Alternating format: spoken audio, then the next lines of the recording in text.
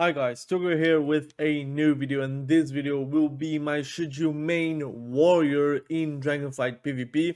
I'm going to discuss about arms, fury, and a little bit about protection, but I'm not going to promote protection too much because I don't want to see that in arenas, or at least not in its current state. I'm going to instead talk about what my suggestions would be if protection would be something usable in arenas, or at least not obnoxious to play against. So before we start, thank you for watching this video already. Subscribe to the channel if you love those kinds of content, and like the video if you like the video. And if you don't like the video, please dislike the video so I know if I'm doing something wrong. Please comment below what is that something wrong. Again, thank you for watching already, and let's talk right away about arms. So I'm not going to talk about power level because, again, the covenant abilities are still up. The conduits are still up. There is a lot of things actually still up that should not be up, and we still see on the PTR every day a lot of balancing changes.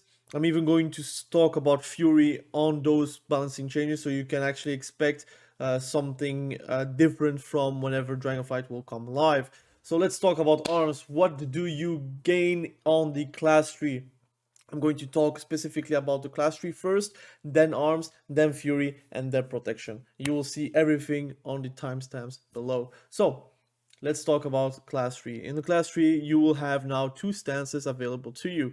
So whenever you are arms, you will get battle stance, and if you're fury, you will get berserker stance. Battle stance gives you 3% more crits and reduce the duration of movement speed impairing effects, and the same for berserker stance. You will get more damage on auto attacks, and I think reduced fear and incaps and such. I think it's that, if I'm correct, or maybe the same effect. I should now see it back whenever I'm talking about fury. You do gain a lot of great things. First and foremost, the possibility to have impending victory, double time, and of course Stormbolt. So it means that you will be super mobile, you will be super healthy most of the time. Whenever your healer will be CC'd, you will have options to actually use, but also you will have the CC with Stormbolt. So it's all the things that makes actually warrior very strong combined into one class tree. The things that you will also gain is probably War Machine, since you will never, or at least you would never take War Machine. Now you have that option, and what you would see on the class tree is a lot of options, a lot of choices. I think the loadout system will be super handy come arenas, because again, you will not take every time Berserker Shout, because if the enemy team doesn't have a Fear, a Sap, or Incap, that's a lost spell. Same for Berserker Rage. If there is no Fear, Sap, Incap, why take Berserker Rage? You can spend it elsewhere. Intervene, it's very interesting versus melees, but if, or versus ranged like hunters, but if you're playing versus a mage or a warlock or a priest, Intervene doesn't do anything for you in set comp. You also have the options to go for Shadowing Throw to remove magical immunities, but if there is no magical immunities, then you can opt for Wreck and Throw, and that should remove the absorb shields pretty easily, pretty fast, low effort. But if the enemy team doesn't have reliable shields or doesn't have a immunity, why would you take that point? So you have a lot of options to you, so you can actually spend points elsewhere that you might not maybe spend if it was another comp. Let's say you can spend on Inspiring Presence, you can spend on Rallying Cry. You might say, why would I take Defensive Stance? I don't really need it, since, to be honest, I'm playing BGs. In BGs, I don't need to be Defensive Stance. You remove Defensive Stance. So you have a lot of options again. You can even go for a Slam build and a Whirlwind build, which makes them actually usable, at least pressable. And I would even say if you're going all out on that Slam or Whirlwind build, it could do even more damage, or at least on the same level as a Mortal Strike. So it becomes a bit more varied, it becomes a bit more of a classic WoW feeling whenever you're pressing ability and it does damage. It does not feel like a filler. The good things that you have also is Bitter Immunity, which is basically just the Kyrian potion that you can actually use whenever you're Kyrian. Now you have it as your class ability tree. In your tree, which basically restores 20% health instantly, but also removes diseases, poisons, and curses, which is quite nice versus a specific class or spec that you're playing. Let's say you're playing versus assassination rogues, you can do Peter immunity, so you can remove all those poisons, or you're playing versus a warlock that actually slows you and you have no options. You can just use Peter immunity to heal yourself, but also remove that slow effect, etc., etc. Also decays, for example. The good thing is you have also sidearm, which is probably maybe better in BGs than in arenas, but there is a lot of testing going on, right? You have a lot of great things going on. But let's talk about returning abilities. You have Thunderous Roar, which is on another name, I think, but you have an ability that does damage up front and a dot effect, which could be improved by other talents, like for example Bloodborne on the arms tree. You have, of course, those capstone talents are improved with other talents, which you see on the last row. But basically, you will have to choose between few capstones. You can have 2 capstones plus enhancements on those capstones. What I would probably suggest for arms warriors is still go for avatar, and I would even combine it with wall or stormant, so you could do avatar or colossus smash and get a crit effect, which makes you crit more, which makes you crit on important abilities. And especially whenever you're popping avatar or colossus smash, you're pretty much set to do damage. It's not like you're waiting 2 or 3 seconds to do damage. You just do instantly, and then recklessness will help you to do, for example, a crit on execute or more strike or whatever ability you're throwing at their way. You can also combine it with Spear of Bastion, which is quite easy to get. The talents that I would say are harder to get is probably Thunderous Roar and Shockwave, because you will have to make choices, but for that's more or less for the class 3. Again, you have a lot of great things going on. You could also go for Thunderclap for some reason. I guess versus rogues it could be interesting, or versus stealthies to get them out of stealth. But I've tested damage. I think the damage is still too low to actually warrant a point for arms or fury. Now let's talk about the arms tree. Oh, okay, let's talk about Shockwave. Shockwave is something that you could also go for, but you will have to sacrifice a lot of stuff. Either you will go for sidearm, giving the possibility to break CC, or you go for seismic reverberation, which is pretty much a PvE or RBG BG talent. So you will not be able to use it in PvP because, again, you don't want to break CC with whirlwind. You want to do single target damage, or maybe cleave if they are both melee, but it's very hard to actually justify a 3 hits or more, since when does it really happen when you're cleaving 3 targets? So that doesn't really happen as often, so it's very hard to go for the Shockwave talent. So now let's talk about arms tree. I've tested a few builds. I would say I'm still not done with the amount of builds you can actually do as arms warrior. I'm only level 60. Imagine if I'm level 70 with more points. Remember, you're level 60, so you have 5 points less in class tree and 5 points less in the arms tree. And I would just suggest to actually build a bit on warhead. But the good thing is about arms is that you have a lot of options on how you do damage. And I feel like if you want to play a class for the fun, so you want to be experimenting, you don't want to be bored of a class, I feel like being able to change the design by itself just with talent points is for me a big plus and big win. And for me, I'm going to spoil you guys. I think I'm going to main warrior on the next expansion. I think I'm going to main 4 or 5 classes on Dragonflight because it's very easy to alt. But I think warriors will be in my top 3 classes that I'm going to play the most, just because of that fact. So let's talk about the arms tree and the things you will have to choose, because you will not have the ability to take all the talents, but if you want, you can make some significant choices and you will have some great fun. So basically it's very simple. You have the left tree, which is more based about procs, overpower, and I would say even dots. And then at the capstone you will have some execute effects, which basically with your moral strike effects, with your moral strike you will farm some fatal marks, which is a debuff that you can put on the enemy, and whenever they are below 30% and you're executing, it will do more damage per stack, and it does 6,000 damage per stack at the moment. Again, I'm not going to talk about numbers because numbers can still change, but roughly I would say if an execute does pretty much 7k, it will do 80%, 70% per stack on your execute. So it means that if you have 5 stacks, 70% times 5, you will do a lot of damage, right? So again, that's a very good capstone to have. You could go for the mill route, which is more about blade storm, about the authentic arms feeling. So you will still have Colossus Smash, which is pretty much a need.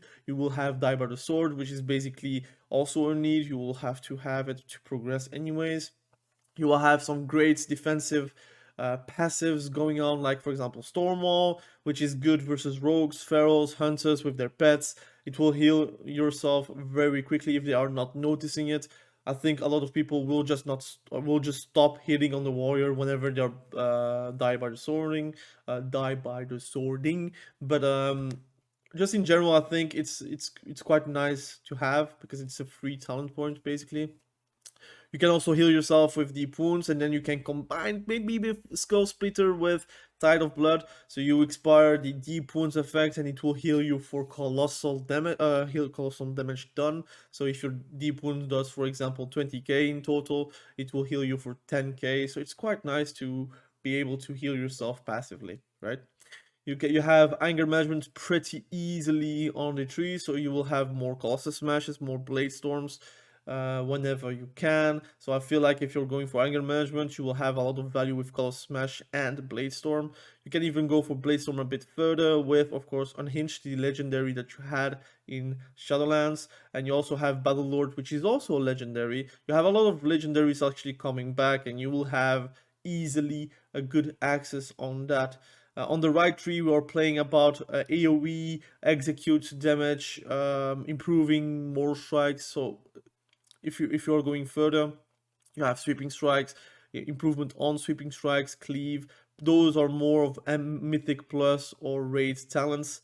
And then you have Executioner's Precision, which is basically the Executioner legendary, and it will improve your execute, your more strike damage with execute. So I feel like you can have a build, theoretically, I don't know if it's going to be meta, but you can have Fatality with Executioner's Precision, with Juggernaut, so you will have a lot of great damage on execute and Mortal Strike, but you will have a little bit less of self-control on defensives without Blade Storm, because Blade Storm is a good defensive CD to use with a lot of damage too, but being not able to be slowed, CC'd or whatever is a great tool for arms. So you will have a lot of choices to make there. You have sharpened blades, again, improving your more strike, your execute damage, and execute crits. So you have a lot of great things going on. You could do a build with left side, right side. You could do middle side with the right side. Basically, you can always have two sides. So it will be left mid, mid right, or right left, or whatever you can actually do to improve your damage. You can do more of a bleed build, you can do more of an AoE build, you can do more of a cleave, a single target build, you can do more of an execute build, more of a prepping build on more strike effects. So you have a lot of great things going on. And PvP talents wise, nothing changes. You still have a lot of utility. Again, Warbringer, a lot of value because you will have double time at all times. Death Sentence, I feel like it's not needed anymore because you have a lot of mobility. You have Rebound, basically if you're playing versus a lot of big damage dealers casters, like for example Destruction Warlock, Rebound could be interesting because it causes them to deal 50% extra damage back to the attacker. So if they do like a 30k Chaos Bolt, it will do pretty much 45k Chaos Bolt on their faces. That's pretty big. Again, you have a lot of great things going on. I feel like arms warriors and just warriors in general have great PvP talents, and their design should be strived for on every class.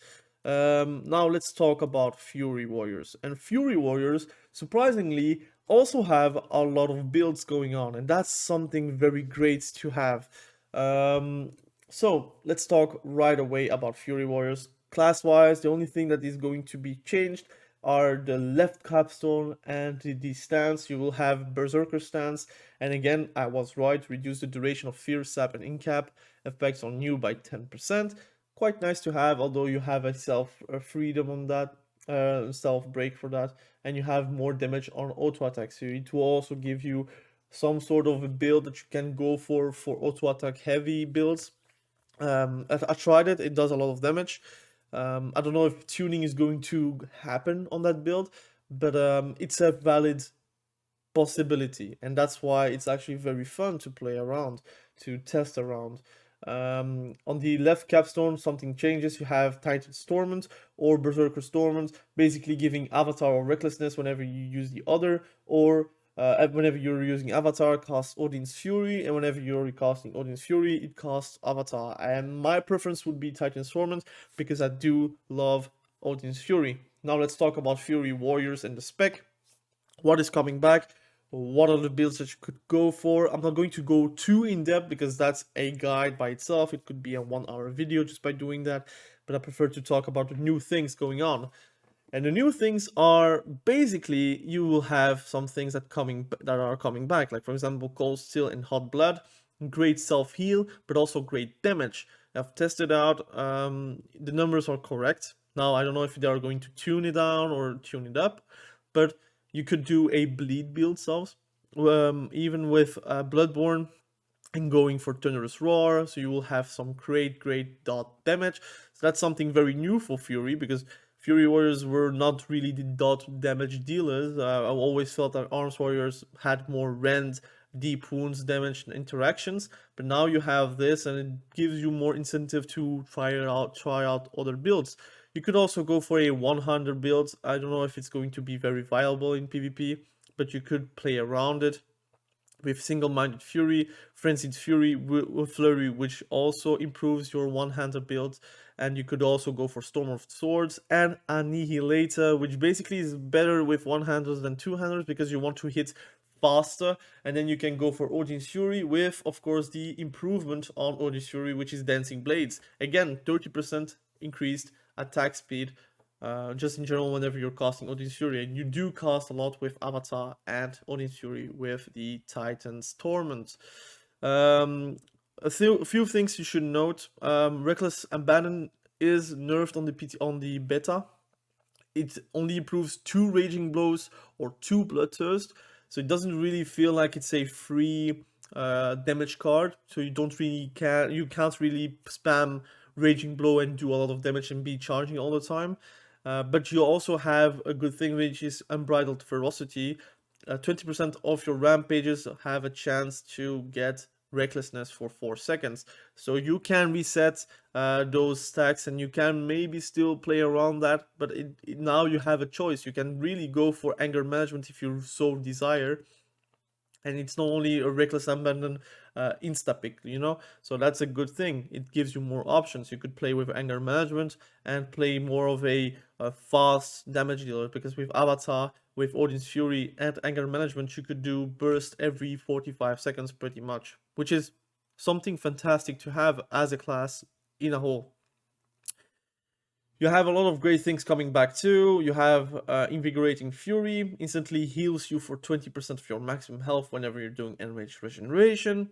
And you also have Warpaint coming back. You have Cruelty, again improving your damage on Raging Blow, or Annihilator if you take it. You can go for Wrath and Fury, and of course you have a lot of great things going on, right? You have for Wrath and Fury, again, the same talents that you know, so it will reset on itself if you're using it, and you can even improve the amounts of charges you have on Raging Blow. You could also execute build, but I don't know if it's going to be very worth it. You could do also a whirlwind build. You could do a dot build, like I said. You could do a one-hander build. You could do the classic Fury warrior build, which is basically just reckless abandon, unbridled ferocity, depths of insanity, and then Odin's Fury with Titan and Rage. I don't know if they. I think in on the beta this is removed, but I need to see if it's going to be live or not. You could do also a bloodthirst build, basically taking enrage, improved bloodthirst. This is not really the meta build, so guys, I've tested a lot of builds, so this is my test build. I'm not saying that this build is the best one. I'm just saying like you have a lot of options, and I think by itself it's a fantastic thing to have if you want to play a specific spec or class, to be honest. PvP talents wise, nothing has changed. You just have the same old good talents you had in Shadowlands. I feel like there is nothing really to improve on. You still have rebound as Fury Warrior as well. So again, if you're playing versus casters, it might be interesting to have rebound up to do more damage whenever they're doing big damage and they are like not noticing your reflective shields. Yeah, spell reflection. So I think just all in all, should you main Fury?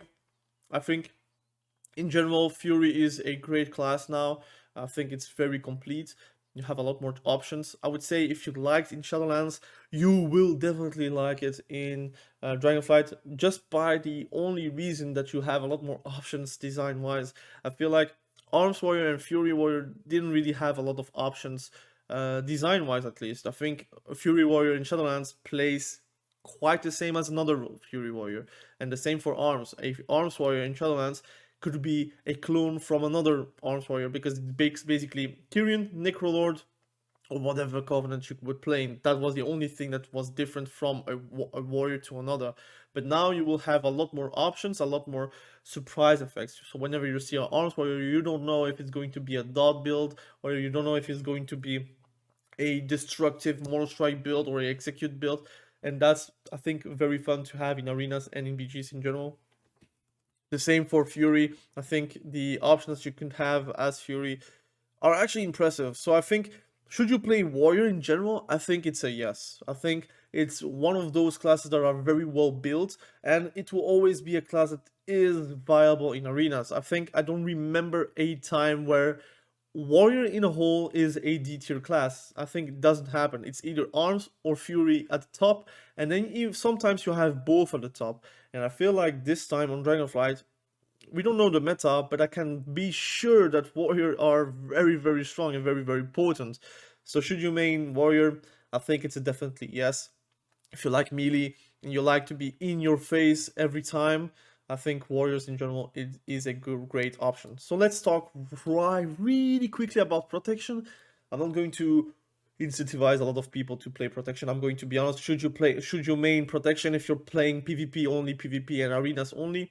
I would say no, because again, you're cheesing yourself. Basically, either you're going to win games because of cheese, or you're going to get decimated because your class is not worth it in arenas or not usable in arenas. I didn't make a build, so this is basically what's standard written for you guys. If you're connecting on Dragonflight repeat patch, you get these talents as standard build. There's a few things that I see that is interesting. You do get Rend, so I think it's quite nice. You do get Devastator, so basically you will have damage every time you're attacking. You could also go for Instigate. Revenge build could also be happening. Shield Wall, quite nice, I guess. You have a lot of great things going on. I would say if Protection Warrior could play like a pure DPS like support, I don't know, like let's say Shadow Priest, like the same kinds, like just a warrior with sword and board, but nothing is different from ours. Just the spells and the design, but not the tankiness. I would probably play that, but problem is I don't want to play a tank in PvP. I would like to see tanks to be deformed, I would say, into DPSs whenever you're entering PvP combat. So you lose your maximum HP, you will have the same HPs as other, or maybe as a warlock, I don't care, and you do the damage as a warrior. So you will do damage but you will also have utility, but not obnoxious, like shield walling all the teammates.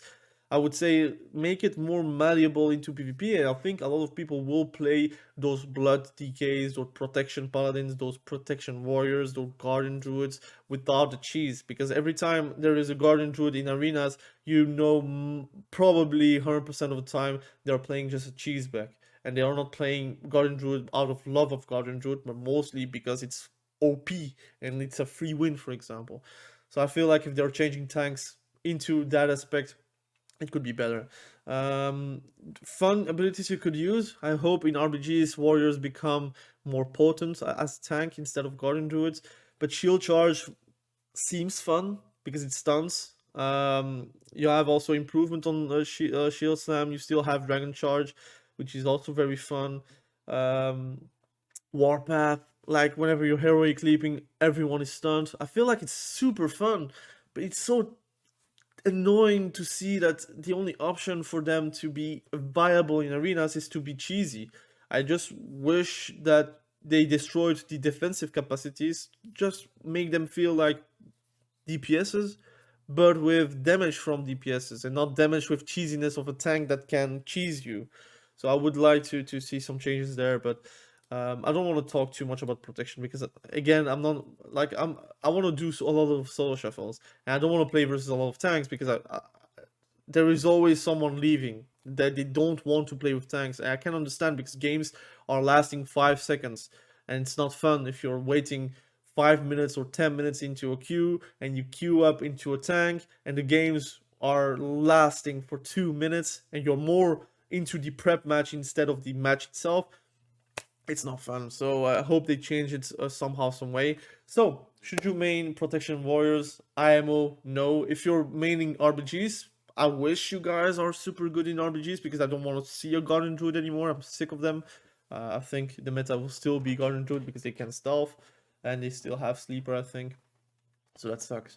But we'll see what happens in RBGs. But if you want to main it in arenas, please don't. It will be cheesy. Rexroy will still have a video about it. But I feel like it's not worth your time, to be honest. Except yeah, if you're playing for fun, I don't care, man. But it's just annoying to play against, right? It's a bit ruining the mood of everyone, especially in solo shuffle. So I hope they change something about it. So thank you for watching this video. I really appreciate you. I hope you learned something about warriors. In general, I don't want to go too in depth about builds because that will be for sure videos whenever Dragonflight is coming out. I'm level max and I have my builds and I did a lot of arenas. I will do a lot of build videos because I feel like that's very fun to make, but also very fun to watch because myself, I do watch a lot of builds videos about classes that I do not play, for example, Demon Hunters. But it's fun. So I like to make it. I hope you guys do like to watch it. So thank you for watching this video. I really appreciate you. We will catch each other very soon with a next video, and my next video is Hunter. So if you want to see Hunter coming up, please subscribe to the channel and you will see the video tomorrow up and going. Thank you for watching. Have a great day. Bye.